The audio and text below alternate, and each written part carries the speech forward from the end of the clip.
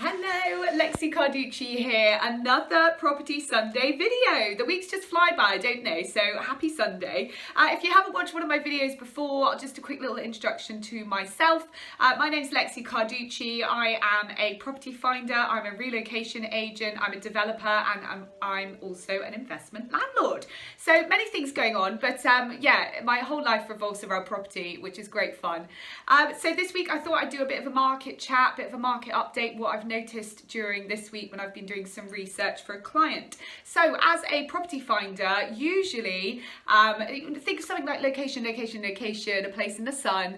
I will be talking to someone that's moving to London, they're looking for a home. We have a conversation about their requirements. I did a talk on this last week about compromise, area, price, specification, size. Somewhere you've got to give, you can't have it all. So if you are looking, go and check out that video from last week. But yes, this week I've been doing all the research for a client that I've spoken to, finding properties that match their requirements. But usually we'd accompany these people on their home search. We'd show them maybe 10 things in a day. We still can't go out like the agents, we still can't take people out in our cars. So we're having to look at different ways of working. Now, what I found to be most useful at the minute in my job is to do all the research as we would normally, send our client maybe 10 or so options, and then they can look through them, pick their top 3, and then we'll organise for them to go on viewings. So that's what I've been doing this week. Now, during that week, I've noticed a lot of change happening in the market and some little market insights. So I thought I'd share them with you. So what trends am I noticing? This is particularly based on the London market and lettings in the London property market. So there's been a huge bounce back in lettings, which is great. There's lots of stock out there. There's a lot of things that are actually vacant as well. So easy to get viewings on. You don't have to try and organise stuff with tenants. A lot of tenants or properties that are tenanted still aren't letting people in, which is totally understandable if you look at it from their point of view, of course. So yeah, we are finding that a lot of properties that are available to view are vacant, which does make life easier for a lot of people. Even though tenancy renewals are at an all-time high, again, understandable. A lot of people probably don't want to move, so they're just renewing their tenancy. And we're also finding that the reason there's a lot of properties that are coming to the market are that a lot of sales vendors who can't sell their properties are actually putting their properties on the lettings market. Which is, opens us up to more properties in the lettings market, which is great. But do bear in mind that, of course, viewings will probably be going ahead on those properties for the next kind of 6 months or so, because the landlords or vendors will ultimately want to sell. Dexter's are saying that 80% of people that are inquiring with them want more space. Completely understandable. Now, when I say more space, outside space, particularly important. Everybody's realised that, okay, if we get stuck in a situation like this again, we want somewhere to go outside. We don't have to sit all huddled up indoors all day. You want somewhere to escape to, if that's a balcony or even just a little patio area, some kind of outside space. Totally get it. 60% of Londoners can actually work from home, or they have been working from home, which means that a lot of people, if they're moving, are going to be looking for bigger properties. So, if you're in a 1-bed, maybe you want 2 bedrooms, or people want a spare room now, or an office space, because we're all going to be working from home for goodness knows how much longer. That in turn means that there's more 1-bedrooms that are becoming available to the market, which is kind of a good thing, because most of my clients are always looking for 1-bedrooms, which is great. It's going to mean that there's not so much competition from the student market in that kind of price point, and for those 1-bedrooms and studios as well, because of course a lot of students aren't coming over. People are moving to the countryside. This is a big one. Hamptons from their superburbs offices. Now that includes places kind of on the outside of London, like Hampstead, Wimbledon, Richmond, Chiswick, Ealing, those kind of places. 34% of their inquiries are coming from people living more centrally in London who are wanting to move out, and I think that's going to be the same for the kind of the home counties as well. People are going to be wanting to move out of the big city. Contrary to that, though, a lot of people that I'm working with who will be travelling in and out to offices every day in the city centre of London, they're actually looking at moving closer into the city so that they can walk to work and not have to get on public transport. So areas like Euston, Shoreditch, Aldgate, where they've got all those brand new developments, which is pretty cool. I've got a client looking at one of those this week.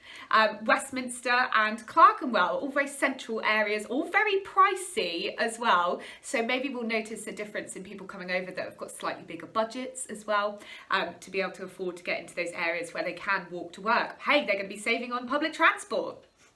And what about pricing? I hear you asking it. Well, it's definitely down. Now, like I said, this is lettings in London. I'm seeing a lot of places come on a lot cheaper. There's a building in Camden called the Lock House. Now, normally I see 2 bedrooms in there for maybe 2,500 plus.